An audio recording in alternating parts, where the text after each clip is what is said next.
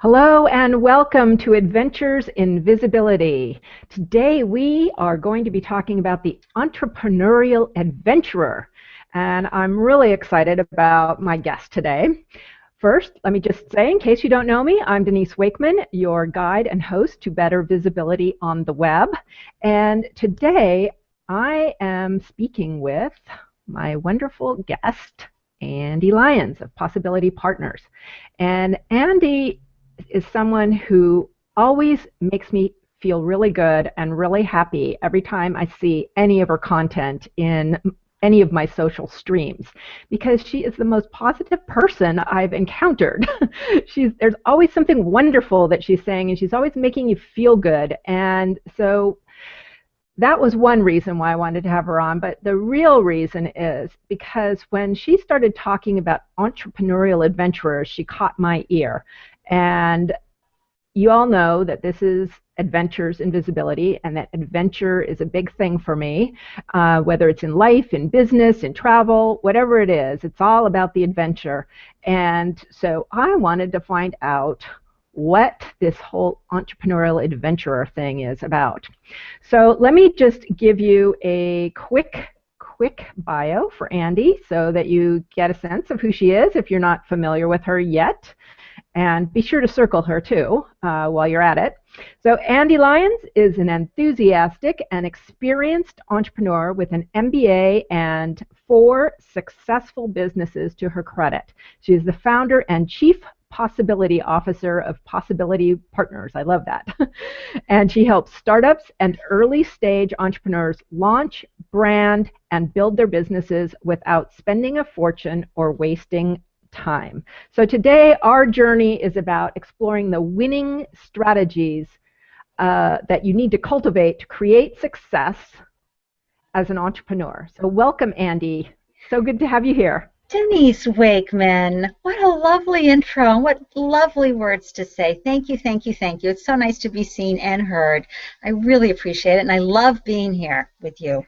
Well, I am thrilled that we're spending time here together. We're hanging out here together on the Plus and on YouTube and wherever else people are watching on their iPad or their phone or wherever. And you know, the place I'd like to start with you, if you don't mind, is how did you come up with this concept or idea of the entrepreneurial adventurer? What really brought you to that place and that noticing of what happens for the entrepreneur? Well, as a serial entrepreneur, I've got 4 businesses under my tiara, Denise, so I know that the journey is not about launching one company, growing it, and cashing it out and going woohoo, and that's it.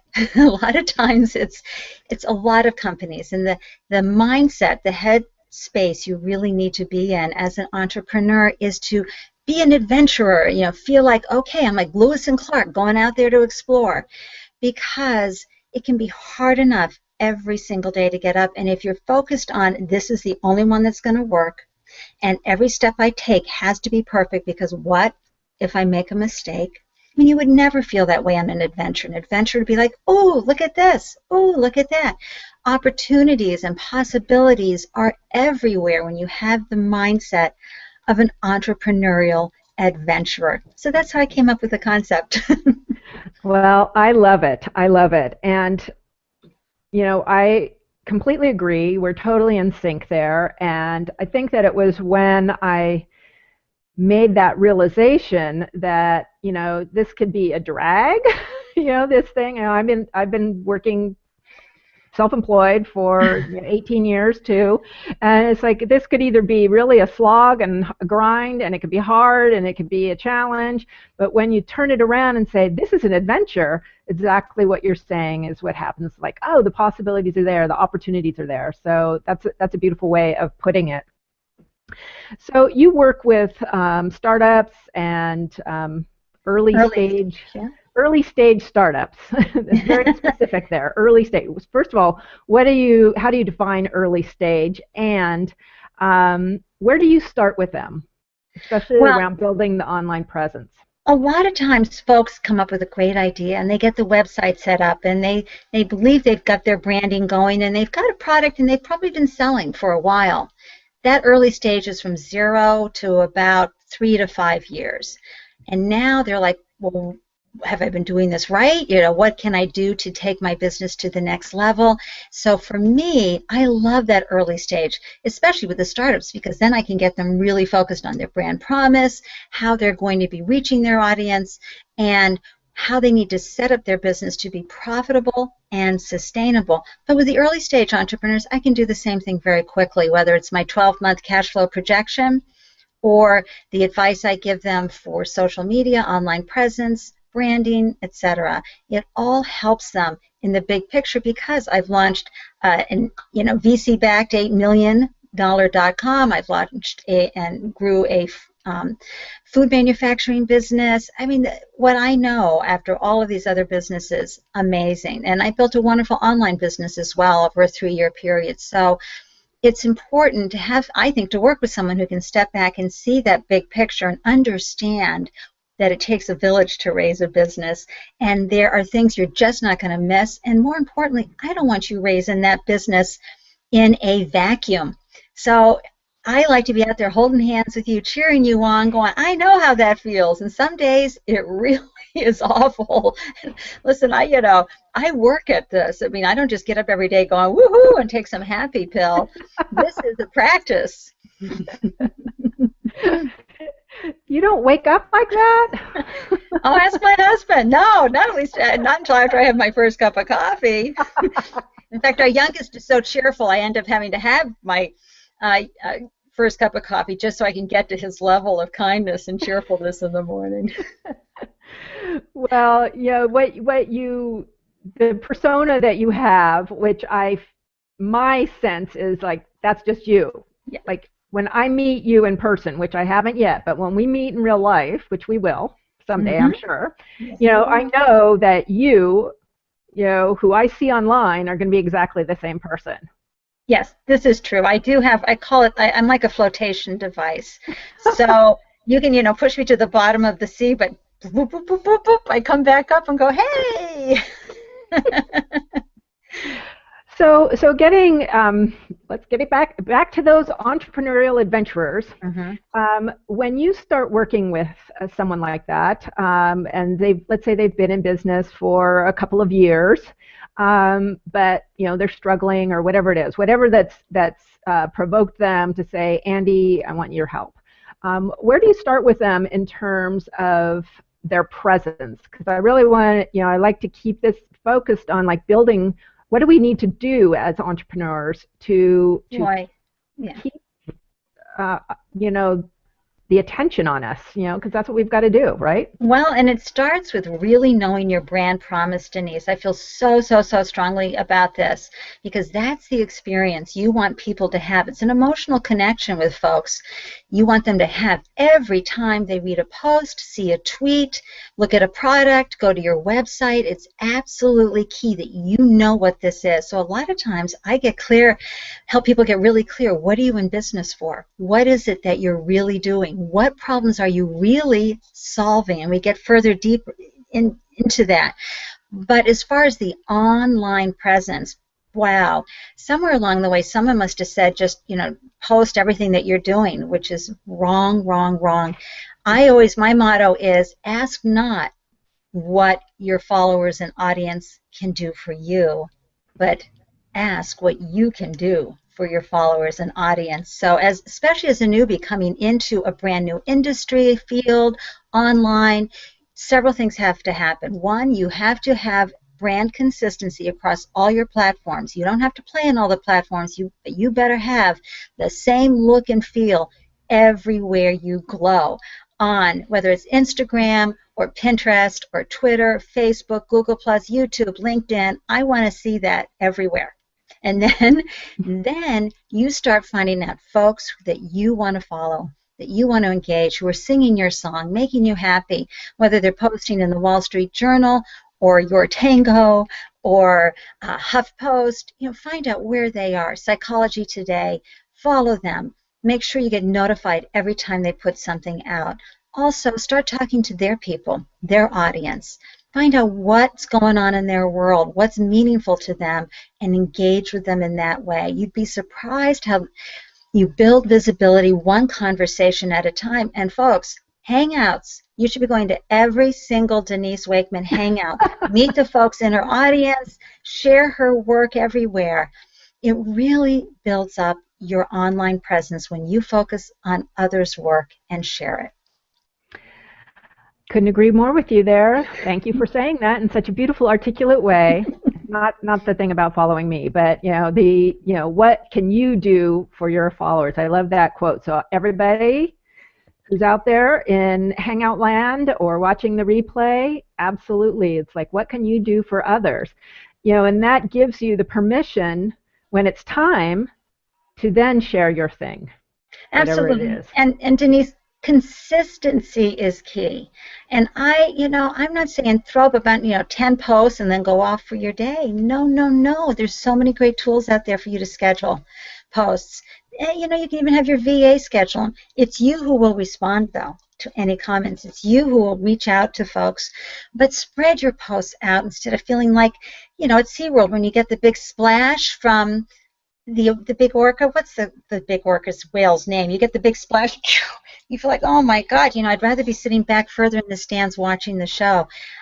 That's how it feels if you really overdo your posting. But be consistent, not just in your engagement, but how you engage. Find out what tone you want to use, and please, manners.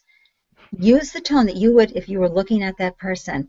I really want to encourage folks to use manners, be courteous, focus on what you love, not what you hate, and engage in more of an uplifting way.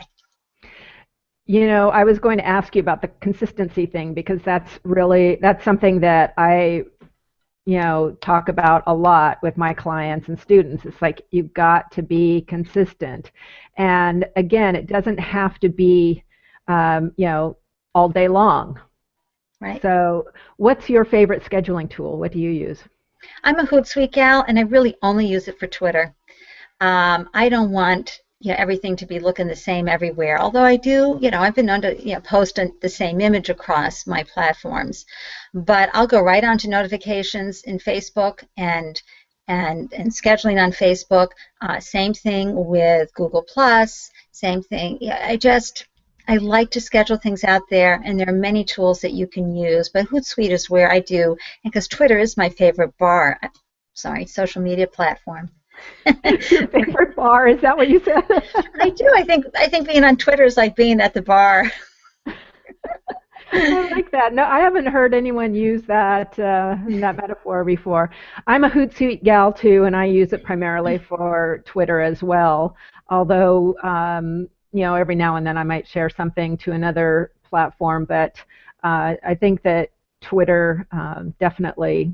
That's where I think you can actually do the most pre-scheduling, but also using the native scheduling in Facebook too. I think it's important to do, because you got to have a consistent presence, and you talk about consistency around the look of your brand promise, etc. The other thing I always talk about around consistency, and like to get your opinion on this, is being constant. It's because they're two a little bit different things. And maybe actually you did kind of touch on that, but I think you've got to be constant and consistent. I agree 100%, and here is why. It builds faith and trust in you and your business. Hands down. You become reliable in folks' minds and hearts. And so the ability for them to hire you and refer you, it becomes very high. Yeah. And you mentioned this. You had an Ande Lyons minute where you talked about this. So folks, if you want to go to andelyons.com and find that post, she's got a quick little video about being consistent, building brand, building trust and credibility. And I totally agree. And it's a lot of people, I think. Well, let me ask you, do you find that some of the people you're working with have fear around being so consistent or being constant? Well, I think if you're around being consistent, how to set that in place, it's going to be overwhelming, which is why I'm coming out with a new product where I actually give them a schedule to follow that takes away the vast ocean of possibility of social media, which makes people go, I got to go back to work. And that's what I want. I like a lot of unless your business is an online business, you need to get in, do it, and get out and get back to work. And if you're gregarious and an extrovert like me, you got to set the timer because 2 hours will go by like that.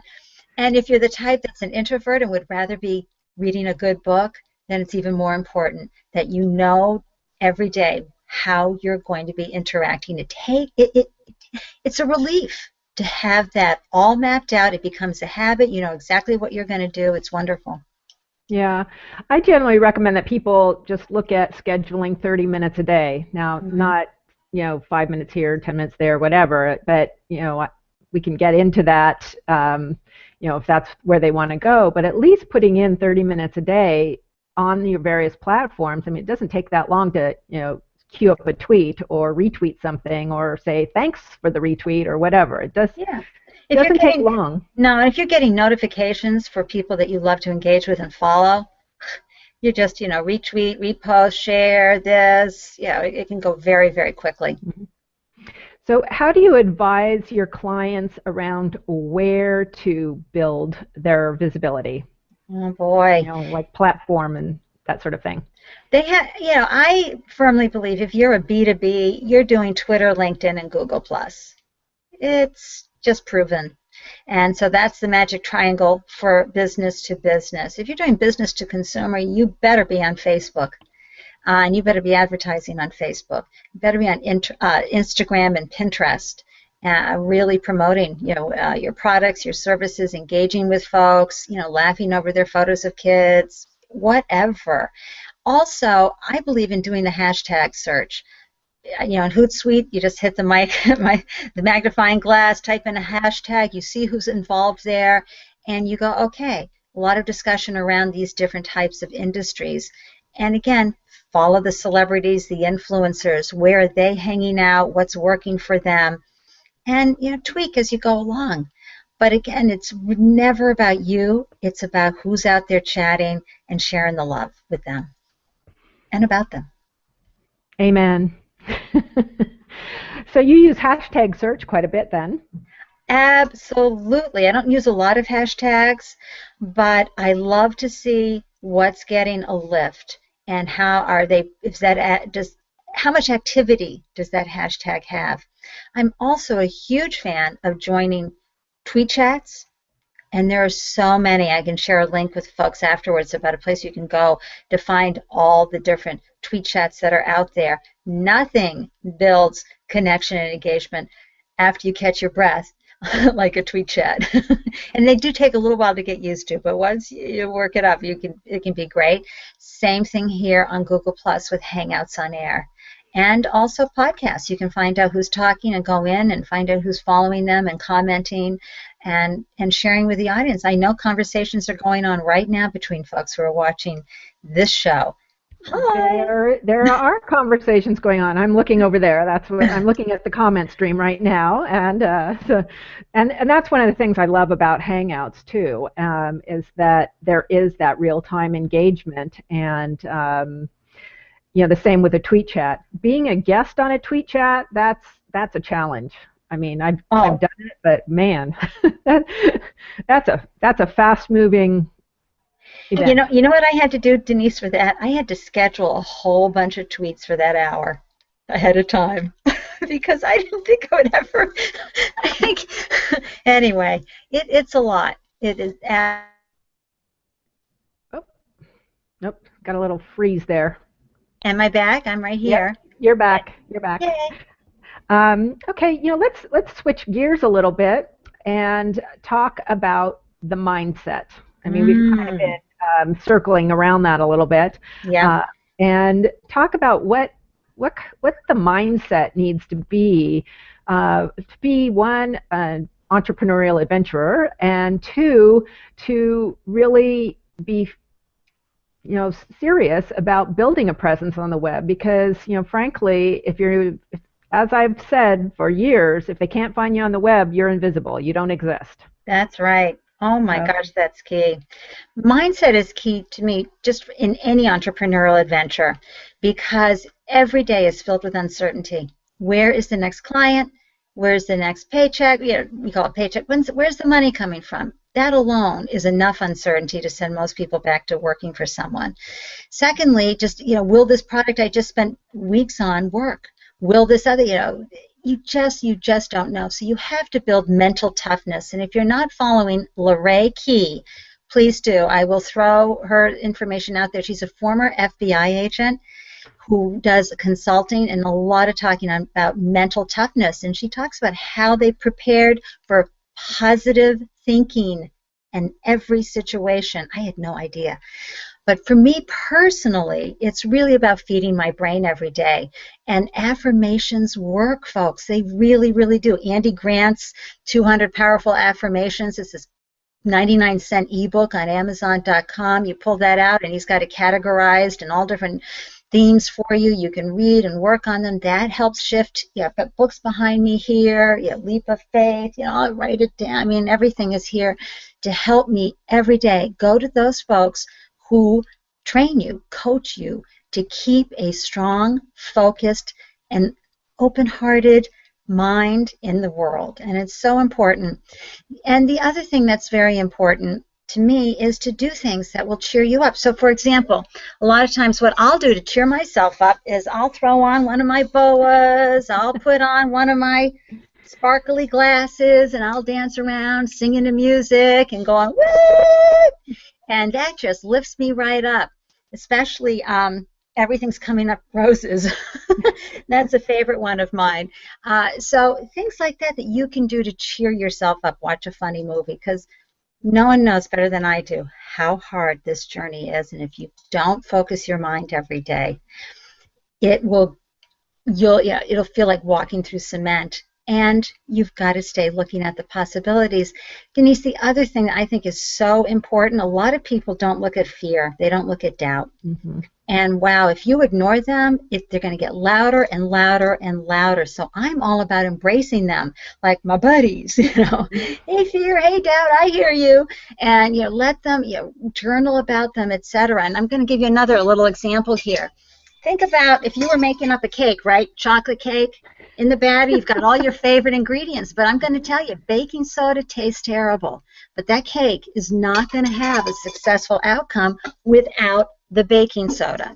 So fear and doubt are like that. They're part of this journey. They're having moments. And that's why surrounding yourself with other entrepreneurs who understand, or other uplifting folks. They don't have to be entrepreneurs. They can just be people who just go, you, yay, keep them close by, especially if it's really edgy, that time you're going through. You can't have the doubt folks going, oh God, I can't watch you, would you get a job?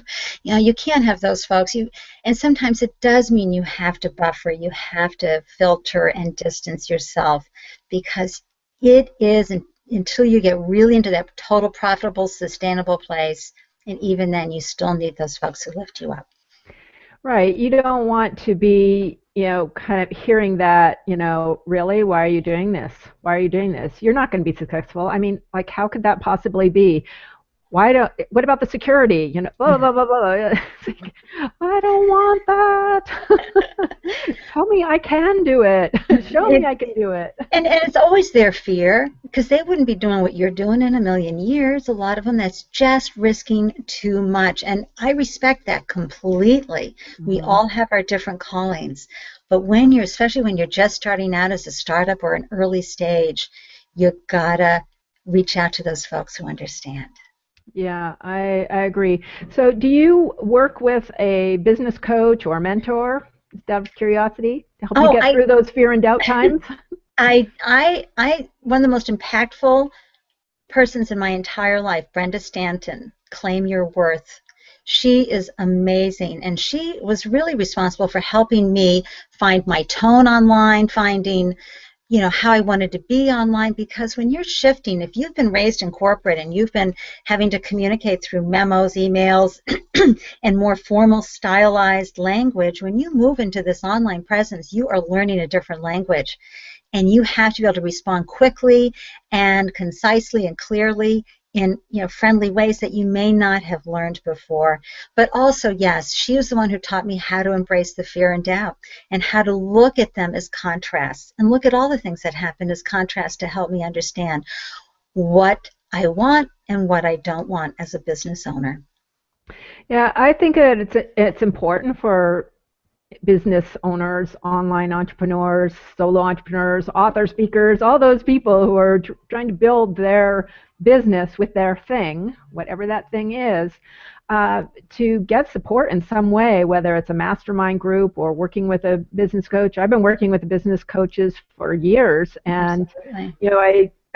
I shift the coach as my business shifts, Mm-hmm. finding the right coach for where I am, what stage I am in my business. But, I realized after doing it on my own for so long Oh. that it really helped to have somebody who is outside of my business and looking in and saying, yeah, you go, girl, and here's how you can do it. Or just picking out the things that articulating things that I couldn't articulate. And I think a lot of online entrepreneurs, I'm sure, who are watching now, have experienced that. Mm-hmm. So, Well, and also, you cannot build your business in a vacuum, Denise. It never serves you, and you need that view. And what I love providing is what I call my CEO buddy system. It's because I'm looking at it, your business and you, right there, shoulder to shoulder as a CEO, and I understand what you're going through. And I encourage anyone to please reach out to folks. You do not have to figure this out by yourself. You're going to get there faster, easier, with more grace and ease if you have somebody who you feel in alignment with. And believe me, fire the person if they don't work for you and move on. It's okay. We've all made mistakes, right, Denise, in our coaches. Absolutely. Well, I don't know if I've made mistakes particularly, although I know people who have, and but it's about finding somebody who isn't just a yes person to you, but who's going to support you moving forward in whatever way that is. Because for me, very often it's not about finding the coach who's going to make me $1 million. It's finding the coach who's going to see who I am and help me bring that more out into the world so I can better serve my clients. Well, Denise, as someone who found you in 2008 while I was writing a business plan and needed to get blogging information, and then when I got online myself in June of 2011, I immediately went and followed you. So I got to tell you, I mean, wherever you glow, I'm there. Well, thank you. That's very sweet of you. That's very sweet of you. I get that a lot, that people have been following me a long time, but then, I've been doing this for a long time too. So that sort of, that's what happens. But I appreciate, when I hear that too, because you never know. You never know who's out there. You just do your thing and hope that you're making an impact somewhere. Yeah, but you bring a deep understanding, learning, both technologically as well as the online marketing and branding aspect, and years from which you are able to compare, filter, sift, funnel information to us. So I'm all for it. Well, thank you. Well, we're just about at the bottom of the half hour, which, my intention is always to make these 30 minutes, and I always go a little bit longer. So I hope that's okay with you if we go a couple minutes longer. That brings me to my final question. And as we know, as my audience knows, this is called Adventures in Visibility, and it's about all the different types of adventures we experience in our life, mostly business. But what I would love to hear from you, Ande, is what has been your most memorable adventure, whether it's business, life, marriage. Someone once said it was their marriage. I think that's fabulous. That's where I'm going. I'm going. The best adventure is the one I have every day with my darling man. It's been almost 30 years since I set eyes on him, and we have been together ever since. He's an entrepreneur, so you can imagine the life we lead and the adventure we lead, but he really is, Denise, all I could ever hope for, the best gift in my life, wrapped up in all my dreams come true.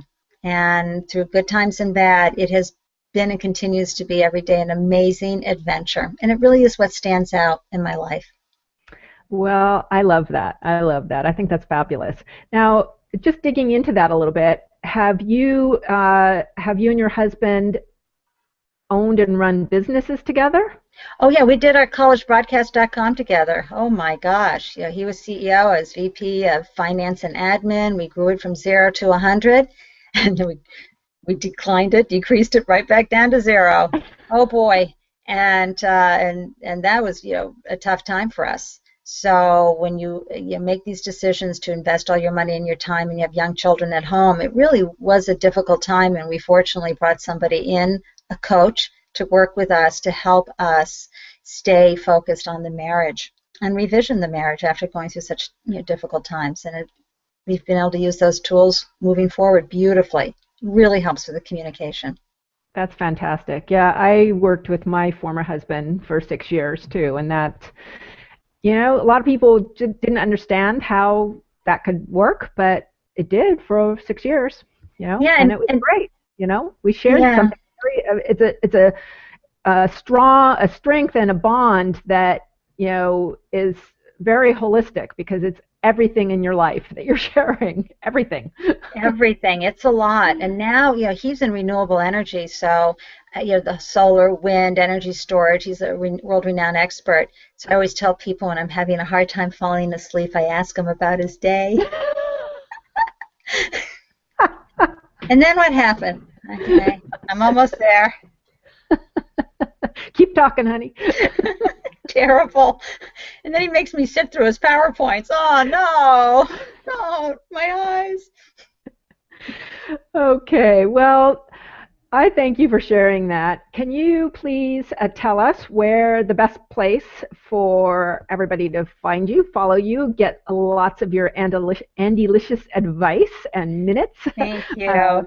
Give us your pitch here. Absolutely. And I say Andelicious, this is a branding tool as well, folks. I bring a lot of enthusiasm, encouragement, and joy along with really hardcore number crunch and branding strategies, etc., to my business consulting practice. And so by using the word Andelicious, I immediately filter out folks who would never hire me in a million years based on that word. It just makes it easier. Someone laughs when I say Andelicious. I go, great, we can work together. My husband, I say Andelicious too. He's like, ooh, really? But he's hanging out with engineers and banking and investment folks all the time. But anyway, you can find me, AndeLyons.com. It's right there on the bottom of my banner. You can see it. You can find me anywhere. I'd love to see you at YouTube. Please subscribe to my channel because that's where I share most of my Andelicious advice. You can find me on all the platforms, and as you know, I'm always at the bar at Twitter, but I'm on Facebook, Instagram, Pinterest, Google+, LinkedIn. Gosh, I hope I didn't leave anything out. And I love to hear from people. I love connecting. I love finding out what makes your heart sing.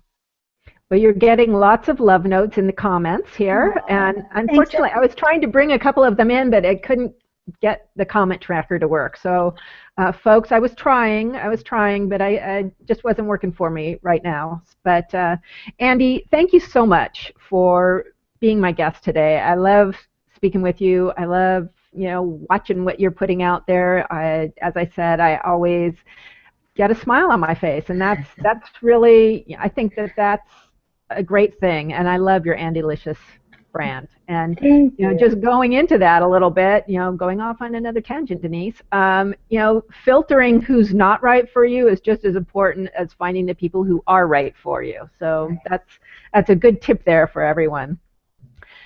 Okay, so you can get advance notice of future Adventures in Visibility by going to adventuresinvisibility.com.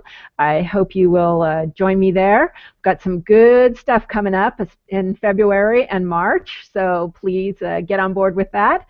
And also, if you prefer, you can take Adventures in Visibility on the go with you with the podcast version, and that's at adventuresinvisibilitypodcast.com. So join me any way you wish, video, audio, whatever you want, and have an adventurous day. Thank you.